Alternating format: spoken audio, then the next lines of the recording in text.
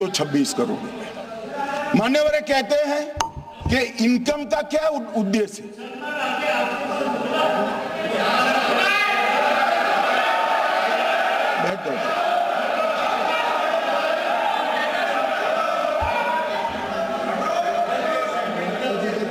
मान्यवर, मैं दादा की टेंशन समझ रहा हूं, ये बंगाल के मुसलमान भी सुन रहे हैं, तो उनको टेंशन होना स्वाभाविक है।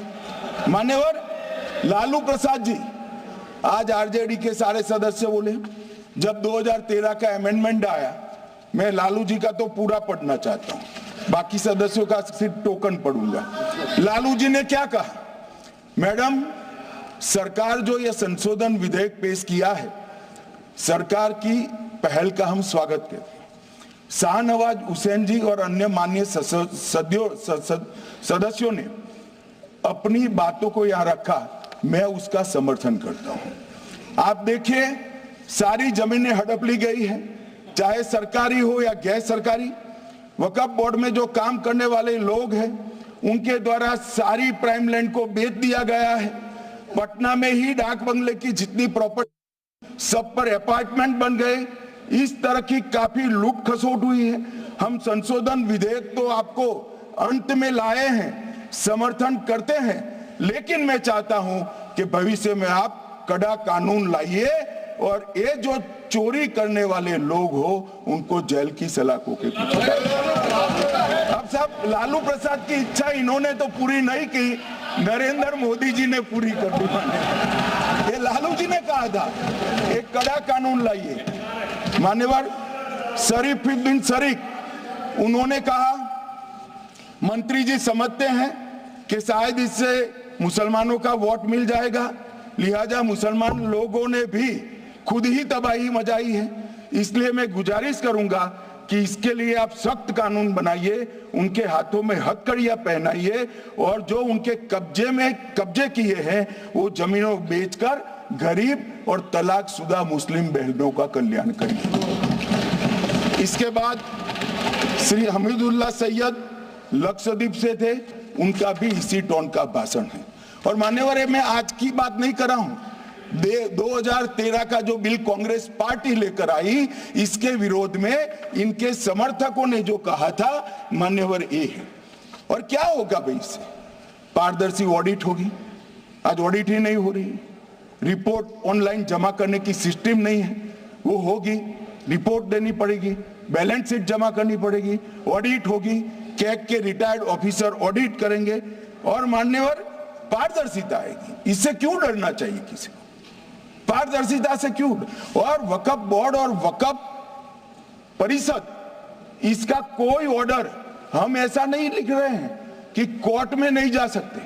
आपने तो कर दिया था कि एक ऑर्डर को कोई कोर्ट में चैलेंज ही नहीं कर सकता, पूरा संविधान वहां समाप्त कर दिया मान्यवर। और मान्यवर, हम तो इसको कहते हैं कि कोई भी चैलेंज कर सकता है कायदे की अदालत में।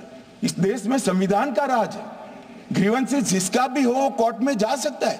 2013 में जिसकी भूमि हड़पी, इसके ग्रीवेंसेस को भी कोर्ट के फोरम से बाहर करने का पाप एक कांग्रेस पार्टी ने किया। मान्यवर, एक अफवाह और फैला रहे, रिट्रोस्पेक्टिव इफेक्ट से आ रहा है।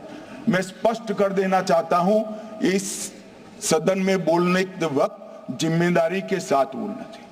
अगर ये कानून का पहला पेज और तीसरी तक धाराएं भी पड़ी होती तो इसमें स्पष्ट लिखा है, ये कानून का अमल जिस दिन पारित होने के बाद भारत सरकार नोटिफिकेशन बाहर निकालेगी, उस दिन के बाद होगा। मतलब रिट्रोस्पेक्टिव इफेक्ट नहीं है, मगर मुस्लिम भाइयों को डराया जा रहा है कि रिट्रोस्पेक्टिव इफेक्ट से आएगा। मान्यवर, ये कह रहे कलेक्टर क्यों रखा है? मुझे एक बात बताओ भाई, जो बता सकते हैं, अगर किसी मंदिर के लिए जमीन खरीदनी है तो जमीन की मालिकी किसकी है वो हमारे देश में कौन तय करता है? सबको मालूम है, कलेक्टर करता है सर, रेवेन्यू ऑफिसर वही है। तो अगर वक्फ की भूमि जो वक्फ कर रहा है उसकी है या नहीं है, इसकी जांच कलेक्टर करे तो इसमें आपत्ति क्या है? वक़्फ़ तो दान है भाई, और दान अपनी संपत्ति का किया जा सकता है, किसी और की संपत्ति का नहीं किया जा सकता। गांव में कोई बेचारा अमेरिका गया है 4 महीने पढ़ने के लिए, घूमने के लिए आता है तो कि वक़्फ़ घोषित हो गया। कोई कारोबार करने के लिए दिल्ली आता है तो कि वक़्फ़ घोषित हो गया। अरे ऐसा नहीं होता भाई, कलेक्टर को पूछना पड़ेगा सरकारी संपत्ति है या नहीं है, इसकी जांच करनी चाहिए या नहीं करनी चाहिए। ढेर सारे मंदिर बनते हैं, बने भी है, बनेंगे भी, ढेर सारे चर्च बने हैं, गुरुद्वारे बने हैं, सरकारी संपत्ति पर बन सकते हैं क्या? नहीं बन सकते मान्यवर। जहां वक़्फ़ की घोषणा होती है वो भूमि सरकारी है या नहीं है वो सत्यापित करना ही चाहिए, और कलेक्टर के अलावे इसको कोई सत्यापित नहीं। मान्यवर, इन्होंने मैंने पहले भी बताया मान्यवर, कोर्ट को भी रास्ते से निकाल दिया। मैं बाद में बात करता हूं मान्यवर, ये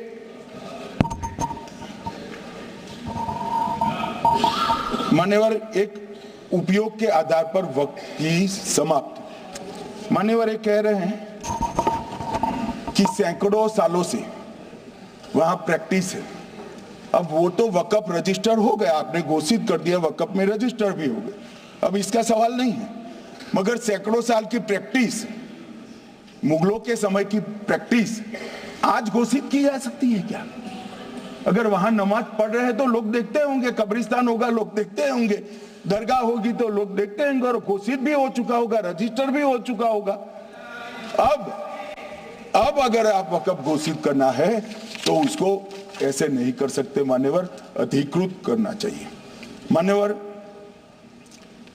जो दूसरा सुधार लेकर आए किरण जी, वो ही है कि धारा 36 में वक़्फ़ संपत्तियों को बिना किसी स्पष्ट प्रक्रिया से, मालिकी की प्रक्रिया से पंजीकृत नहीं किया जा सकता।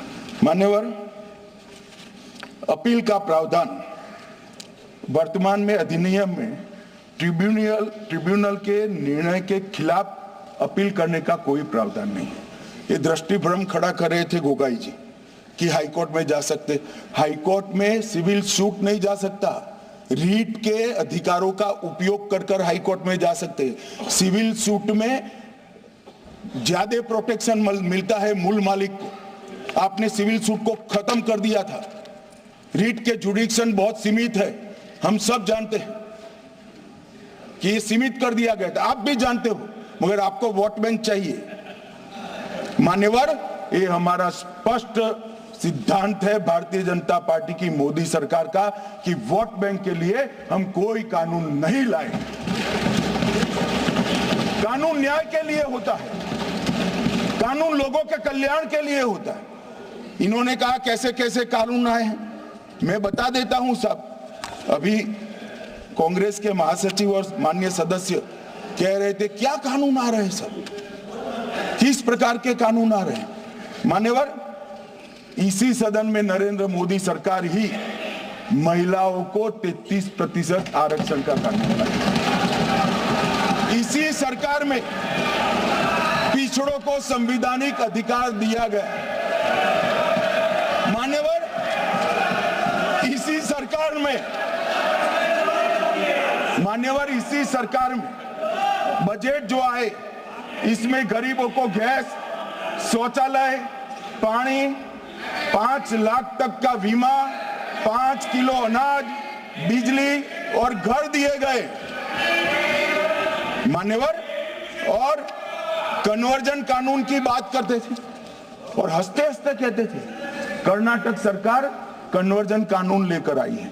सबसे पहला कन्वर्जन कानून उड़ीसा और मध्य प्रदेश में कांग्रेस सरकार लेकर आई है, मगर उस वक्त कांग्रेस सरकार तुष्टीकरण की नीति पर नहीं चलती थी, महात्मा गांधी के सिद्धांतों पर चलती थी। मध्य प्रदेश और उड़ीसा में सबसे पहला कन्वर्जन के खिलाफ कानून कोई लाए तो कांग्रेस पार्टी लाई, और मुझे गर्व है मेरी पार्टी की सरकारें कन्वर्जन पर कानून लाती। माने और सबको अपना धर्म का अनुसरण करने का अधिकार है, कोई शौक से करे, मगर लोभ, लालच, भय, इससे धर्म परिवर्तन नहीं कराया जा सकता। किसी गरीब के पास खाना नहीं है, खाना देकर उसका धर्म बदला दोगे? कोई थोड़ा कम पढ़ा लिखा व्यक्ति है, उसका धर्म बदला दोगे? ऐसे नहीं होगा मान्यवर। और आपने भी किए हैं कानून, आप नए नए आए हो, आपको मालूम नहीं है मान्यवर, इनको मालूम नहीं, अभी अभी आए हैं 5 साल से। ये कांग्रेस पार्टी ने कानून किए थे मान्यवर। अपील का प्रावधान भी हमने आगे बढ़ाया और गैर मुसलमानों के द्वारा दान की गई संपत्तियों पर, गैर मुसलमानों की दान की संपत्तियों पर वक्फ अधिनियम को हमने लगने से मना कर दिया। माने उनके लिए चैरिटी कमिश्नर का कायदा है। ये प्रैक्टिसिंग इस्लाम, जो इस्लाम की प्रैक्टिस करते हैं, इसीलिए मान्यवर हमने ओवरराइडिंग इफेक्ट को भी समाप्त कर दिया। मान्यवर ये ट्रस्ट का नियमन करने का जो कानून होता है, जैसे चैरिटी कमिश्नर के कानून में कोई ओवरराइडिंग इफेक्ट नहीं है। जहां क्लासेस आते हैं वहां ओवरराइडिंग इफेक्ट होती है। यहां ओवरराइडिंग इफेक्ट इसलिए देगी कि आप जिसकी संपत्ति हड़पी जाएगी उसको कोर्ट से जाने से रोकना चाहते थे, इसलिए ओवरराइडिंग इफेक्ट जो हमने मान्यवर निकाल दिया है। मान्यवर एक ऐसी चर्चा लेकर आए कि चर्चा नहीं हुई।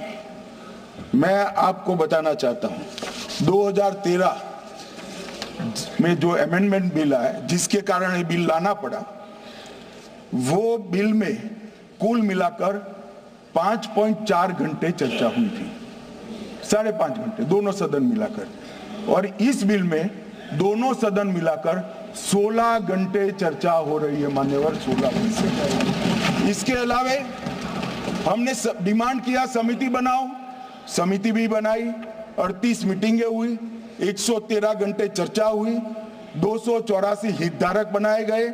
वक्फ बोर्डों की संख्या जो उपस्थित वक्फ बोर्ड भी हुए राज्यों के 25 हुए, राज्य सरकार के प्रतिनिधि 15 राज्य सरकारों के आए, सांसद 8 हुए, विधायक विधान परिषद 7 हुए और अध्ययन दौरे 3 किए गए और अल्पसंख्यक आयोगों को भी 5 बुलाया गया। ये सबसे 92.68 लाख करीब 1 करोड़ सुझाव देश भर से ऑनलाइन आए। इसकी मीमांसा कर ये कानून बनाए। आप ऐसे इसको खारिज नहीं कर सकते हो पूरी प्रक्रिया को। आप जो कर रहे हैं 5.5 घंटे की प्रक्रिया, ये बहुत लोकतांत्रिक प्रक्रिया है और हम 16 घंटे चर्चा करते हैं कि चर्चा आपके अनुरूप चर्चा नहीं हो सकती। ये सदन में हर सदस्य बोलने के लिए स्वतंत्र है, कोई परिवार की यहां चलती नहीं है। ये तो जनता के नुमाइंदे हैं, किसी की कृपा से नहीं आए हैं मान्यवर। जो दिल में है, जो जनता की आवाज है, वो रखेंगे मान्यवर। एक सदस्य द्वारा कहा गया कि ये मिसलीडिंग है कि पुराने कानून में 2013 के जो अमेंडमेंट्स थे उसमें अपील का प्रोविजन था। अब मैं कहना चाहता हूं 83(9) उसमें अधिकरण द्वारा किए गए किसी भी विनिश्चय का आदेश विरुद्ध, चाहे वो अंतरिम हो या फाइनल, इस पर अपील नहीं हो सकती। इसका मतलब अपील का प्रोविजन आपने रखा ही नहीं था। सिविल न्यायालय, राजस्व कोर्ट और अन्य प्राधिकरण, उसके अधिकार क्षेत्र पर भी प्रतिबंध लगा दिया गया। और सरकारी अधिसूचना जो बाद में वक्फ बोर्ड और वक्फ परिषद के एडवाइस से होगी, इसको भी कोई चुनौती नहीं दे सकता। मान्यवर मुझे ये बताओ कि अभी अभी फैशन है संविधान लहराने की। ये संविधान के हिसाब से सरकार का या किसी भी निजी संस्था का कोई भी फैसला मान्यवर कायदे की कोर्ट से बाहर कैसे हो सकता है? कोई भी फैसला हो, ये देश की अदालत वो फैसले तक रुचि नहीं रखेगी। नागरिक ग्रीवेंसेस लेकर कहां जाएंगे? जिसकी भूमि हड़प कर ली गई वो कहां जाएगा?